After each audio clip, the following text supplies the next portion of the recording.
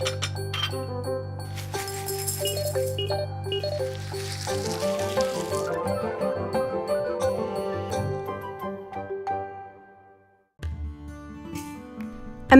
what the East Coast of the United States looked like before the cities were built, before the sprawl of the suburbs, and before farmland dotted the countryside. Old-growth forests made up much of the landscape along the East Coast. As people began developing the land, they cleared the forests for fertile planting soil and pasture. This alteration of the landscape is called land use change, and it's still happening all over the globe. University of Maryland professor Chris Justice spends his time studying land use change through a NASA-funded satellite remote sensing project called the Landcover Land Use Change Program. As we're looking from space over time, we're able to see these changes, and some of them are very abrupt and quite astounding. Chris and his team monitor the Earth's surface to get an idea of where land cover is changing and what the land is being used for. What we see from space is the surface of the Earth, and land cover could be forest or grassland, woodland, urban areas, whereas land use is what people are doing with that surface. The Landcover Land Use Change project specifically looks at agricultural land use change. Understanding where people are altering the land surface for growing food allows governments and NGOs to see which land is being converted from one type of use to another. Not only do we have an expansion of agriculture in some parts of the world, but in others we have an abandonment of agriculture.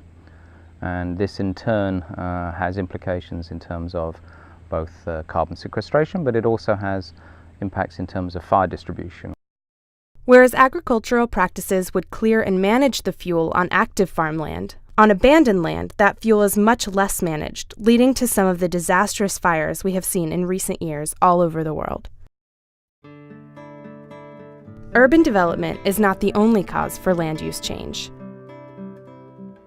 The Brazilian rainforest is being cleared at an alarming rate as subsistence farmers convert the land for pasture and crops like sugarcane and soy. Subsistence farmers are coming in that after a few years, due to infertile soils, those lands will be abandoned, new areas will be cut down for agriculture, and those lands can either revert to forest or they can be used for pasture. Clearing the tropical rainforest has many negative effects on biodiversity, just as other land use practices like the application of harmful pesticides and fertilizers can have similar side effects.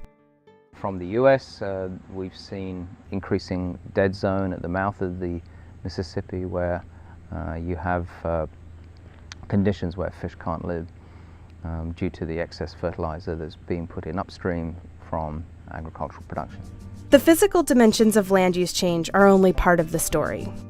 Understanding the cultural, economic, and social facets of land use change is important because all of these aspects are interconnected.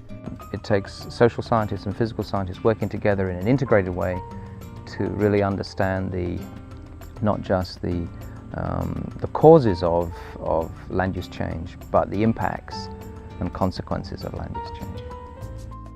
As we face climate change and global population growth, NASA data continue to provide scientists with the tools they need to monitor the world's agricultural regions. When the information that we provide by the satellite is used to make management decisions that actually benefit people, then I think we've really succeeded.